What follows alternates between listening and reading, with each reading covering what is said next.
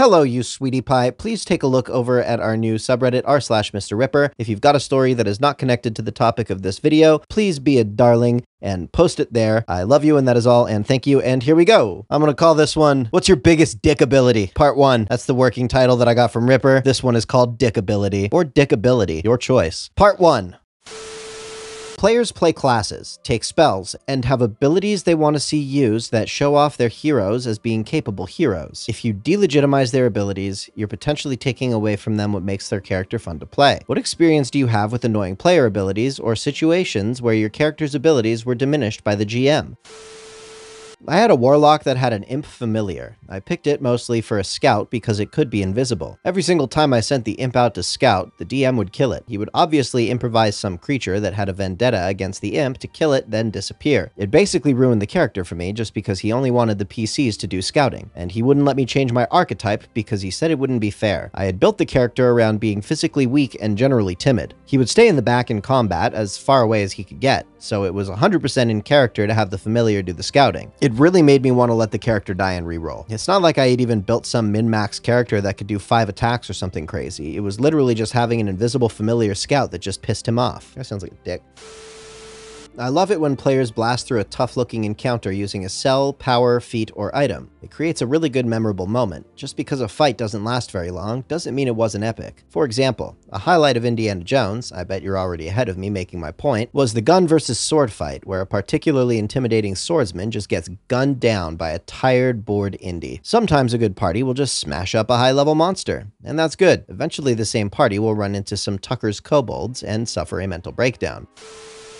I think this type of situation arises with DMs who aren't making encounters as interesting as they think they are. There's always been a trend of the DM who scours mechanics and monster combinations in order to create a gotcha moment, and when that moment is ruined by a character's ability or spell, the DM thinks it's the player's fault. In reality, they should have long ago realized that gotcha encounters are lazy game design. It's the same thing that motivates DMs to decry metagaming that isn't really metagaming, like when a player knows to use fire against a troll or avoid a Medusa's gaze. Thankfully, I've not yet played in a game where the DM was that sort of person.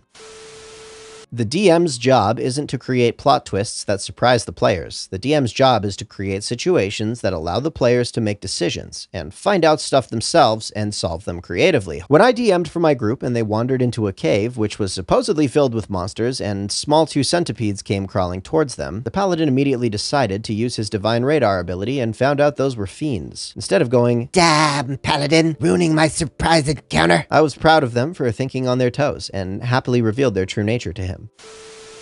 I've only had this happen a couple times. Usually when I build a character with good defenses, the DM seems to think that me not getting hit means I'm not having fun, when having my choices work for me is actually a lot of fun. Beyond that, the reason this question annoys me is that the answer is usually the same. Have more encounters between rests. That makes all of the cool combos and low chance to fail suddenly quite costly. On the other hand, I do understand that if you don't want to run a dungeon crawl, it can be hard to get a lot of encounters in. Playing raw, you pretty much have to choose between challenging the PCs in combat and letting the plot go wherever it wants. This is not an easy thing to fix, and I think a real solution would require making a game that does not play like Dungeons & Dragons, trademark.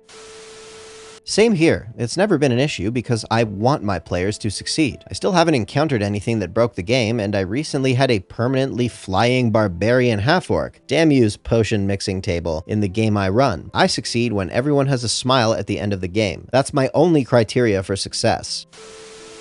I played a Dark Elf Warlock Rogue and took the invocation to see through magical darkness. Our GM railroaded us into fighting a cave full of lizard folk. Well, really, we just wanted to bandage our party member and continue on our way. So seeing the whole tribe coming down on us, I planned to fight them off under cover of the magical darkness and slow them down enough that the other guys could get the hurt guy bandaged up and we could get out. I cast my darkness spell and take my first round of combat and hide back in the darkness. Without hesitating, the lizard folk shaman went next and banished my darkness. By the monster manual, they are only 2nd level casters, and it takes daylight, a 3rd level spell, to banish darkness like that. This was the 2nd encounter in the whole game, so it's not like I was abusing this tactic to trivialize all of our encounters or something. I felt like it was a slap in the face. I made multiple character choices to make this a viable, oh shit, we're being overwhelmed button, and then used it. Granted, sooner than I expected. And the DM just hand-waved it away because for some reason we had to fight them. I could understand if he leveled up the shaman, but he never cast any higher level spells. I could maybe understand if that was all he cast, but no, he cast the entire fight. The GM also failed to say what spell he was using, and then when we asked him afterwards, he then went and looked up the spell and said it was obviously daylight. This was also after he was audibly, since we were playing online, upset during the first encounter that as a rogue, I could easily run in, attack, disengage as a bonus action, and run out of the monster's range, which is really just standard tactics for a rogue. You're damn right, sneak attack all day. I don't know if it's the right strategy, but as a PC, I'll sometimes pull punches if I feel my character is hogging the spotlight. A common example is using the help action rather than using an ability that would smoke the enemy.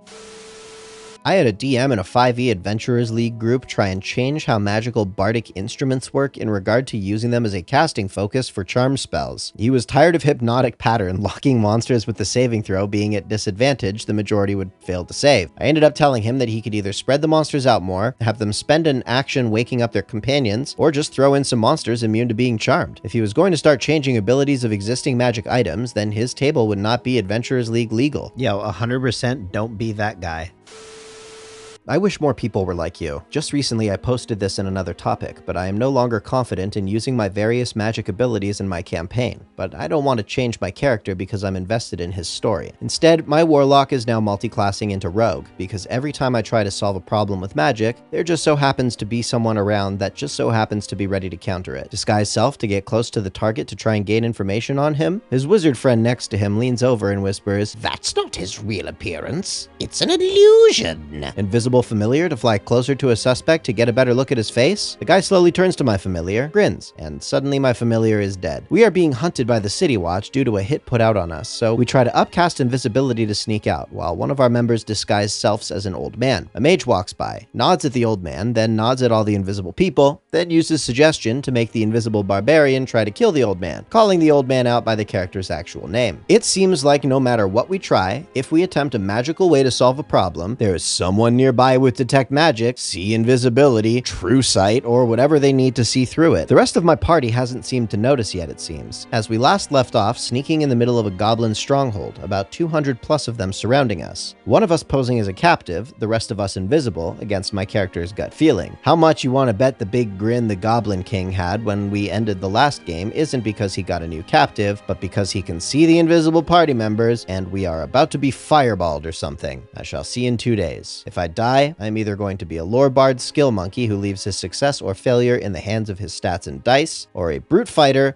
that solves all of his problems with a great axe. Edit. Wow, this got bigger than I thought. Thanks for all the support, but to be fair guys, my DM really is a good DM, lots of great ideas, and lets us really do some creative things, except these 3 times in 30 plus games we tried to use illusions and failed miserably. Granted, the first time was his 3rd game as a DM. I've since stopped trying to use illusions and have been solving everything else with skill checks and brute force, and things have been fine. He's not an ass, he's a great guy, and he really loves this game and has had several moments where he legit cheered us on for doing a great job. Just, illusions don't seem to work much around him. LOL. Edit 2. I really didn't mean for this post to seem like I was complaining. These were just 3 times that the strat just did not work, and seemed like the gods that be just backhanded it away. But with my original comment, I really never once said that my DM did any of this on purpose. I just described what happened in game, and I guess without full context. It does sound a little bad, like he was out to get me. I feel a little bad now about how this was received and how it sounds like I felt about the whole situation, and this post has actually caused me to get a story bit spoiled by my DM in explanation. In situation 1, I tried to follow them dressed as a janitor-like person. I botched my stealth roll and had to talk my way out of it. The wizard probably got suspicious of me. I didn't get in trouble that time, and it was just a case of disguise self didn't work. In situation 2, this is the part that got spoiled for me just now. Turns out Smiling Guy was the literal god of lies and treachery.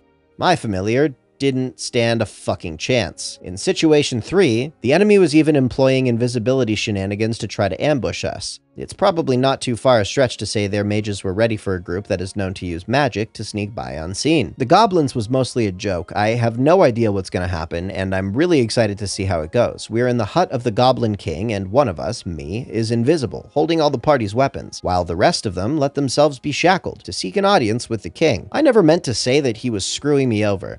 They were just 3 stories of our game that seemed to match times certain spells or abilities were perfectly countered, as the theme of the topic. Illusions don't work much around him because his scenarios and our decisions haven't made for the best environment for them to strive. Well, that was a roller coaster ride.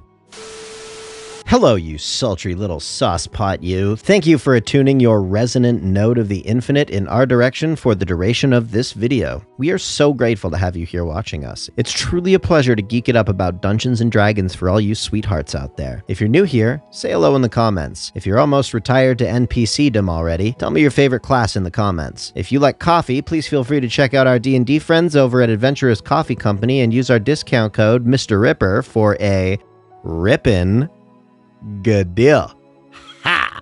On some beans. Also, if you want to hang out with us and shoot the shit or talk about D&D or whatever, feel free to check out our train wreck of a Discord server and, of course, our very professional, very official subreddit, r/Mr. Ripper, where you can post your stories. Sounds like our beloved DM and Rip have a phone date coming up, and Brian's got a character rolled up in mind that he wants to adapt over to 5th edition, so the D&D stream will be soon.